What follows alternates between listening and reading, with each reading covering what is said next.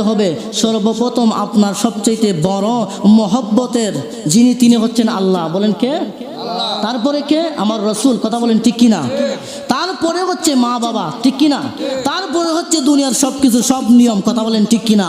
আগে আমার আল্লাহ, আগে আমার রসুল, তারপরে দুনিয়ার সব কিছু আমি মানতে রাজি আছি। কথা বলেন ঠিক কিনা? যদি আল্লাহর হুকুমের বাহিরে চলে যায়, আমার রাসূলের তরিকার বাহিরে চলে যায়, আমার রাসূলের আদর্শের বাহিরে চলে যায়, তাহলে দুনিয়ার কোনো বিধান আমি মানি না। কথা বলেন ঠিক কিনা? আমরা কি মানব? আমরা কি কোনো ইহুদি খ্রিস্টানদের কালচার মানব? মানব না। তাহলে কিছু কিছু যুবক ছেলেগুলো আছে, দেখবেন তাদের চুলের কাটিং তারা মেসি কাটিং করে, তারা নেইমার কাটিং করে।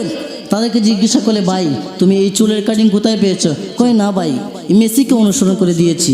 আরে ভাই, তুমি কি মেসির অনুসরণ করার উম্মত? তুমি কি মেসি থেকে আদর্শ গ্রহণ করবে? এখন তো নতুন একটি বের হয়েছে, কি জানে বলে বিটিএস না কি জানি বের হয়েছে। প্রত্যেকটা ছেলে পেলে যুবক সন্তানগুলো নষ্ট হয়ে যাচ্ছে।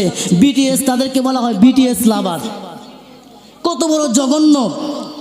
দুনিয়ার সমস্ত অশ্লীল কাজ ওই বিটিএস লাভারগুলো করে, তাদেরকে অনুসরণ করে ডান্স, গান, বিভিন্ন ধরনের খারাপ কিছু, চুলের কাটিং, এগুলা দেখলে ভূমি আসে। বলেন না নাউজুবিল্লাহ।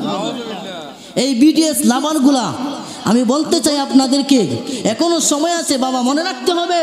আমার রাসূল বলেছেন, যার সাথে যার মহব্বত তার সাথে তার হাসর। যদি তুমি বিটিএস এর সাথে মহব্বত রাখো, তাহলে হাসরের ময়দান তোমার বিটিএস এর সাথে হবে। তুমি যদি মেসির সাথে মহব্বত রাখো, তাহলে হাসরের ময়দান মেসির সাথে হবে। তুমি যদি রোনালদোর সাথে মহব্বত রাখো, তাহলে রোনালদোর সাথে হাসরের ময়দান হবে। তুমি কোনো বেঈমানের সাথে যদি মহব্বত দুনিয়ার জমিনে রাখো, তাহলে তোমার হাসর বেঈমানদের সাথে হবে। কথা বলেন ঠিক কিনা?